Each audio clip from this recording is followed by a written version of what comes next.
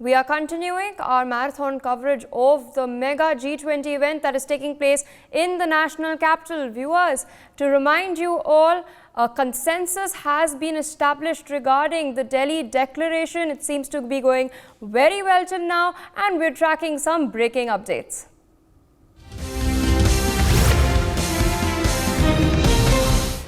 United Kingdom's Prime Minister Rishi Sunak is visiting Delhi's Akshardham temple to offer prayers. Meanwhile, security arrangements have been beefed up outside the temple for his visit. He is being accompanied by his wife Akshata. You can see those live visuals of Akshardham temple on your screens, viewers. Rishi Sunak at this time is right there with us on the broadcast. I have my colleague Akshit Gupta for more details. Akshit, over to you. What can you tell us about this visit?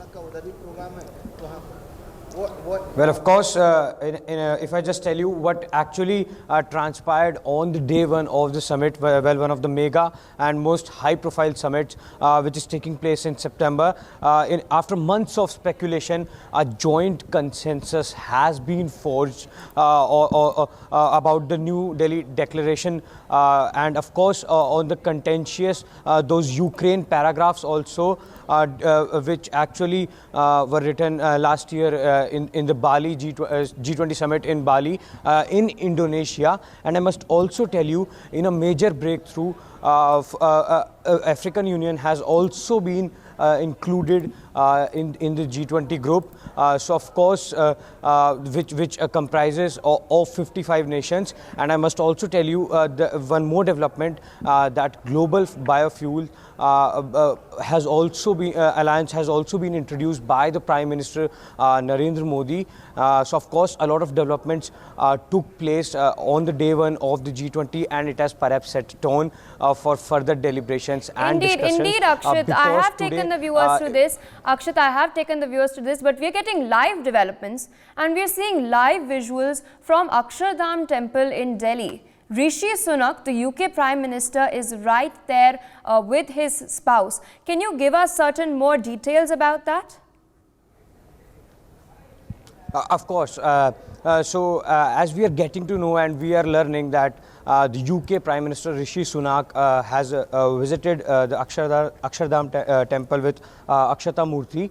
And he has many times said about the Indianness and about the rich culture and the diversity of India. So of course, on the day also, he arrived in the national capital. He also talked about the G20 presidency of India, and also remarked that it is of course the right time that India is holding the presidency of G20. Well, on the live telecast, I also have my colleague Manohar Kesri. Very good morning to you, Manohar. Namaste. Manohar, Rishi Sunak, the UK Prime Minister, now has visited the Akshardham temple with Akshata Murthy. So of course, he has also talked about rich culture and diversity of India. So what can you tell our viewers about that? देखिए, बिल्कुल अगर ऋषि सुनक को देखें तो वो लगातार जिस प्रकार से उनका रूट इंडिया में रहा है, और जब वो इंडिया पहुँचे तो उन्होंने पहले भी हिंदू धर्म के बारे में उन्होंने खुद कहा, और आज स्वामी नारायण मंदिर अक्षरधाम की अगर हम बात करें तो अक्षरधाम वहाँ पहुँचे हुए हैं, अपनी वाइफ के साथ भी हैं। तो वो पूरी तरह से कहते हैं कि हिंदू धर्म जो है वो इनका रूट बहुत ज़्यादा है, और लगातार वो उनको सपोर्ट करते हुए आए हुए हैं। ये तो ऋषि सुनक की बात हुई, और लगातार आपने देखा कि कल किस तरह से प्रधानमंत्री ने उनको बताया, और एक दूसरे से जो गेस्चर मिलने का रहा वो पूरी दुनिया देख रही थी। बायलैटरल भी हुई थी कल। बिल्कुल, कल बायलैटरल हुई और कई इश्यूज़ पे बातचीत भी हुई। और अब आज जब दूसरा दिन है तो मैं आपको बता दूं, यहाँ का नज़ारा जो इंटरनेशनल मीडिया सेंटर और भारत मंडपम की तो तैयारी है, हम कैमरा पर्सन को भी कहेंगे कि वो पूरा एक बार दिखाएं फोकस करके और जूम इन करके कि ये आप देखिए कि आज दूसरा दिन है, और दूसरा दिन सुबह के जब हम कह रहे हैं करीब 7 बज रहे हैं, तो पूरा मीडिया सेंटर में तमाम जर्नलिस्ट जो हैं वो पहुंचने शुरू हो गए हैं। तमाम वर्क सेंटर वर्किंग में हैं, और आज जो सिचुएशन है, क्योंकि सुबह करीब 8 बजे से कार्यक्रम शुरू हो जाएगा। 8 बजे राजघाट तमाम राष्ट्रीय अध्यक्ष जाएंगे, वहाँ पर 9 बजे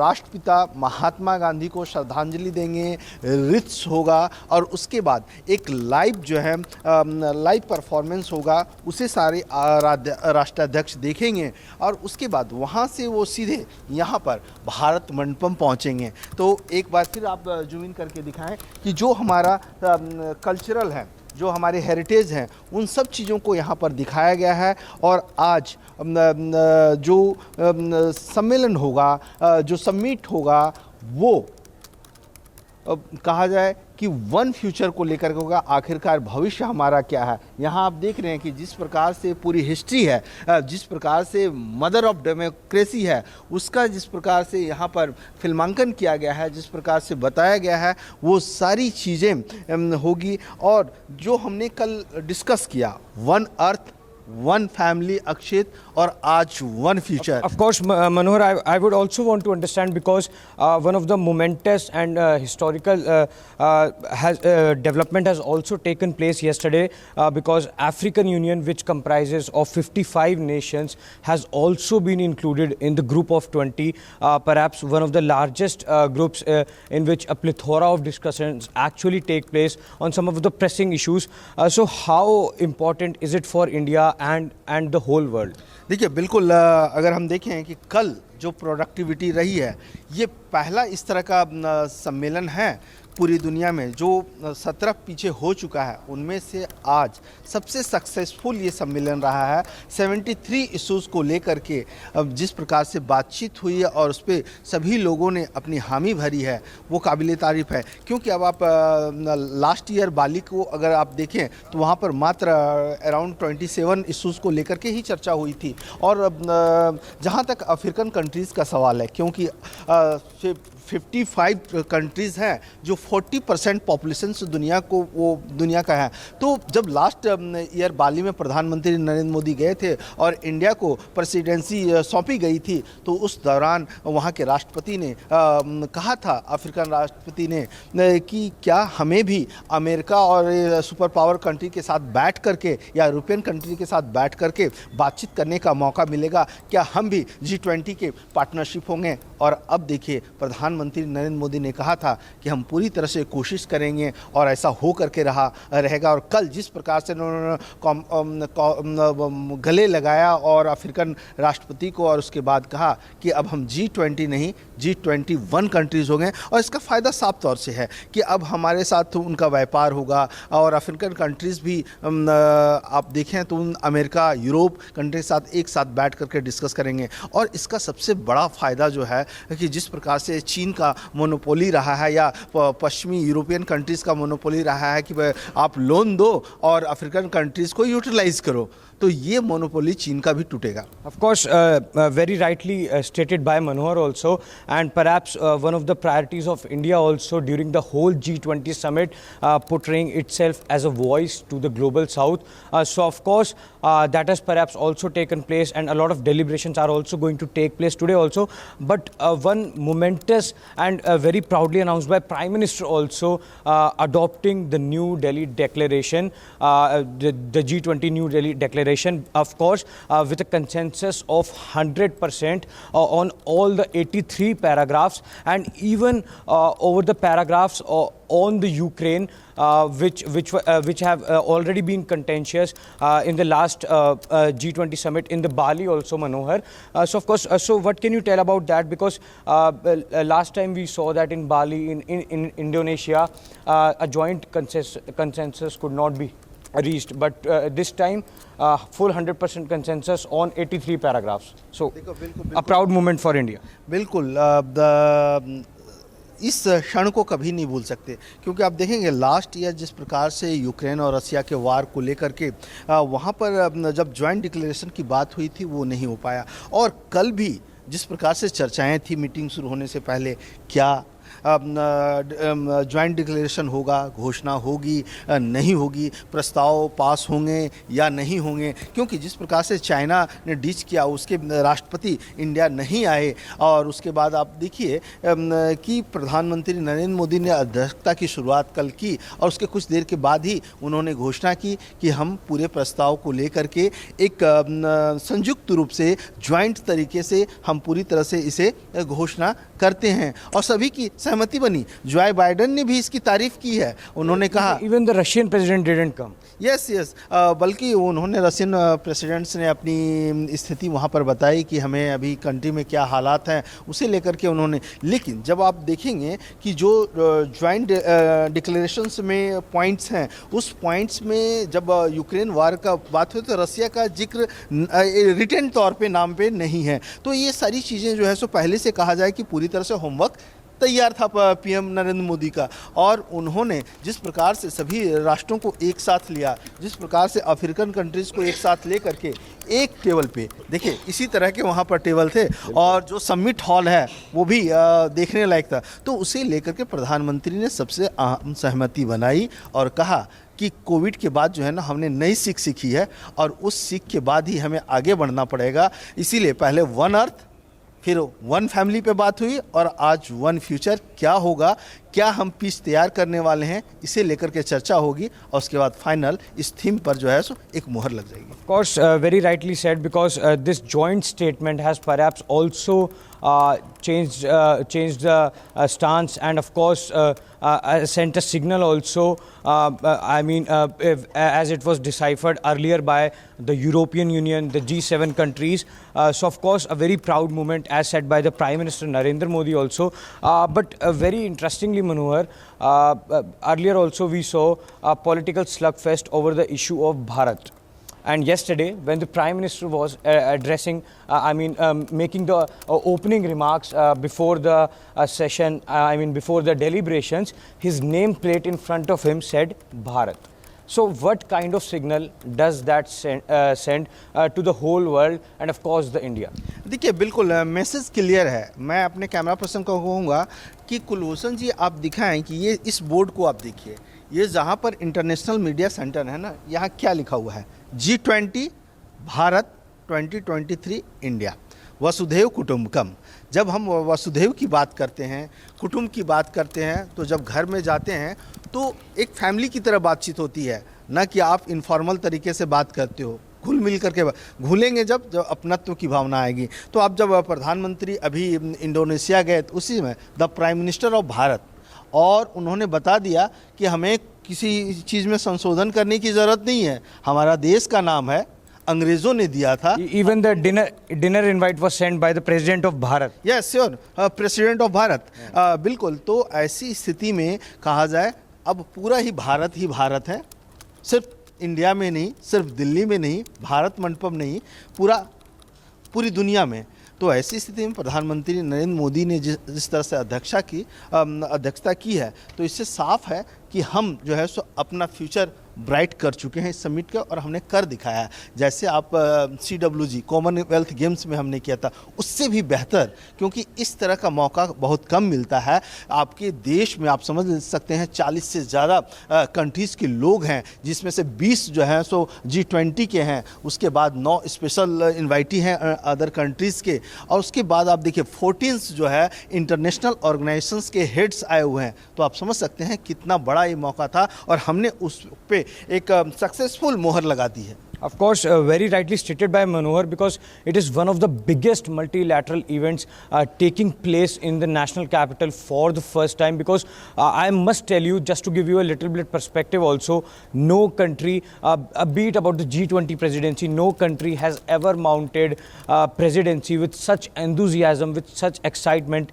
as Indian chair has, because we saw the overall of the national capital and perhaps a makeover.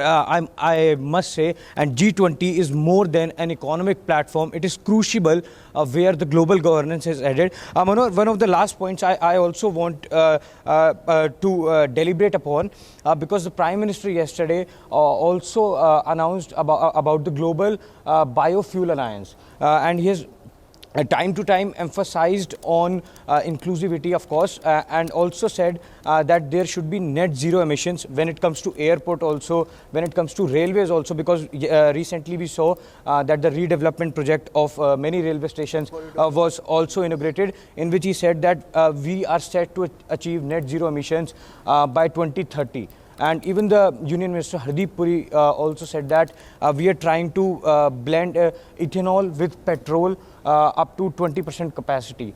So I mean, how is it important for the world and of course for the India also? देखिए बिल्कुल जिस हम biofuel alliance की बात कर रहे हैं तो प्रधानमंत्री नरेंद्र मोदी ने सभी राष्ट्राध्यक्षों के सामने इसको एक साथ आगे बढ़ाने के लिए लॉन्च कर दिया। अब इसी के साथ साथ G20 सैटेलाइट मिशन भी है। तो सबसे पहले मैं उस मिशन या अलायंस से पहले एक इस यहाँ का नज़ारा दिखा दूँ, क्योंकि ये भी जो है ना पूरी तरह से इको फ्रेंडली है। जी बिल्कुल। तो ये हमारे जो व्यूअर्स हैं उसको देखना बहुत ज़रूरी है। आप धीरे धीरे आगे बढ़ते चलें, मैं आपको दिखाता हूँ।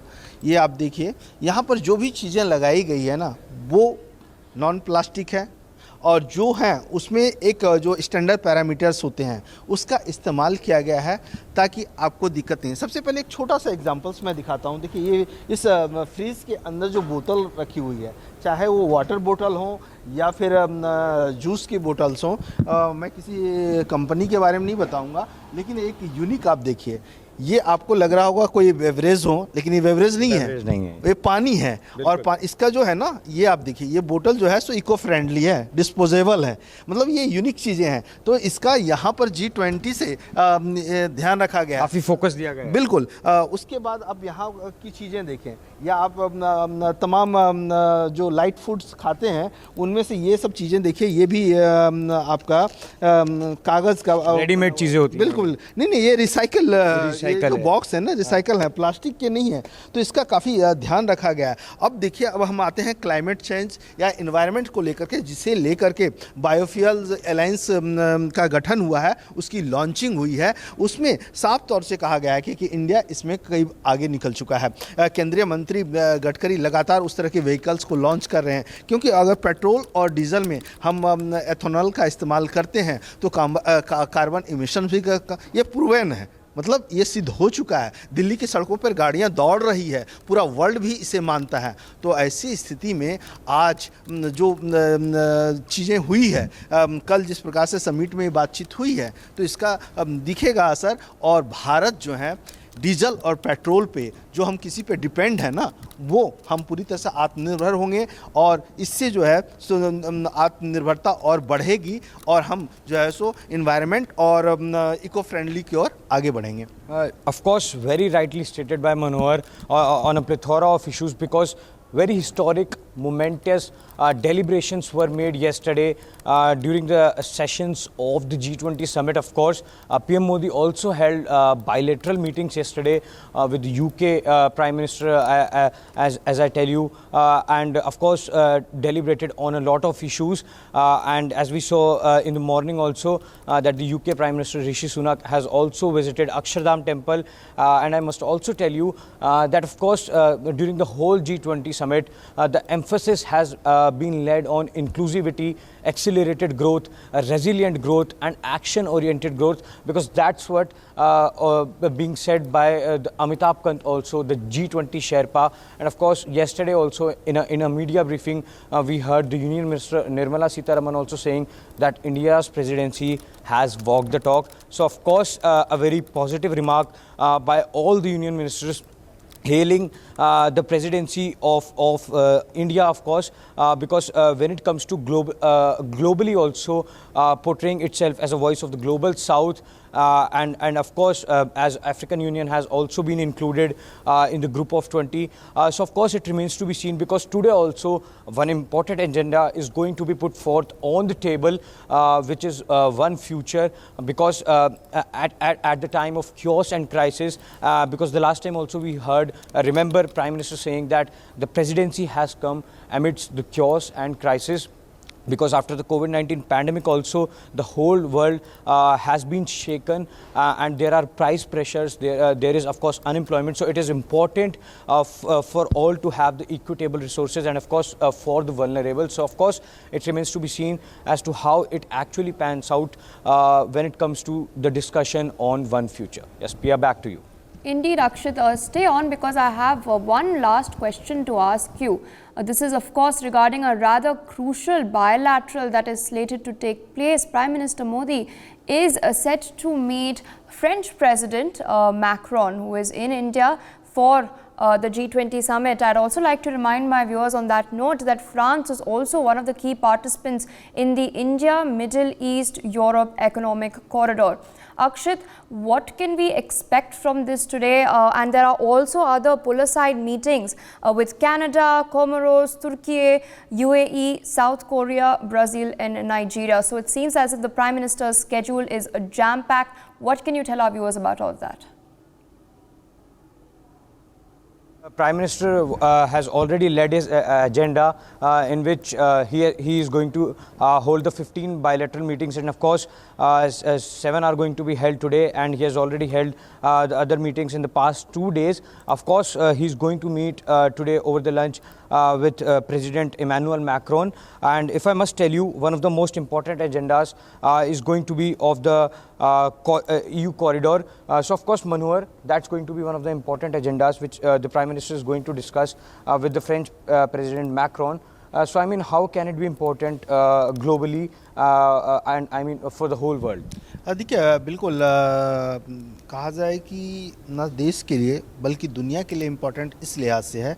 एक बार अपने व्यूवर्स को आज का एजेंडा भी मैं बता दूं कि प्रधानमंत्री नरेंद्र मोदी का अगर लास्ट 2 डेज से अगर आप देखेंगे तो 7 मीटिंग्स बायलैटरल हो चुकी है अलग अलग प्रेसिडेंट और प्राइम मिनिस्टर के साथ। और आज की मैं बात करूं तो आज जो है पीएम का एमएल मैक्रोन के साथ deal bilateral meeting luncheon meeting कहेंगे उसको, लंच के टाइम में एक मीटिंग होगी। उसके बाद अलग से कनाडा के साथ मीटिंग है, फिर बायलैटरल कई कंट्रीज़ के साथ, कोमोरोस के साथ, टर्की के साथ, यूएई के साथ, south Korea, European council, European union, Brazil and Nigeria के साथ, इनके साथ आज बायलैटरल मीटिंग होनी है। जहाँ तक फ्रांस का सवाल है, क्योंकि अब आप देखिए राफेल की बात हो रही है, 26 राफेल्स आना है, अब तक कई आ चुके हैं, तो उसके क्या कंडीशंस हैं, कई पनडुब्बियाँ आनी है, 3 पनडुब्बियों की बात हुई है, वो है ख़ास करके अगर हम बात करें तो रक्षा सौदों को लेकर के काफ़ी चर्चा होनी है आज,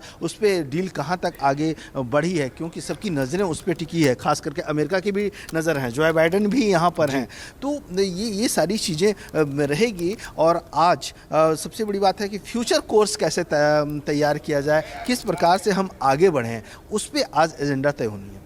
Of course, very rightly stated by Manohar that a lot of deliberations are going to take place today because the Prime Minister Narendra Modi is going to have bilateral talks with a lot of heads of the states, of course, and it will be keenly watched by of course many leaders also around the globe that how it actually pans out, because it will be equally important for the whole world as to what decisions, what deliberations are made during the talks with different heads of the states, because the G20 summit, of course, is a multilateral event which actually talks about the pressing issues. So of course, Pia, it remains to be seen when the talks happen how it actually comes out into play. Of course, we will keep updating our viewers as to what actually transpired during the talks.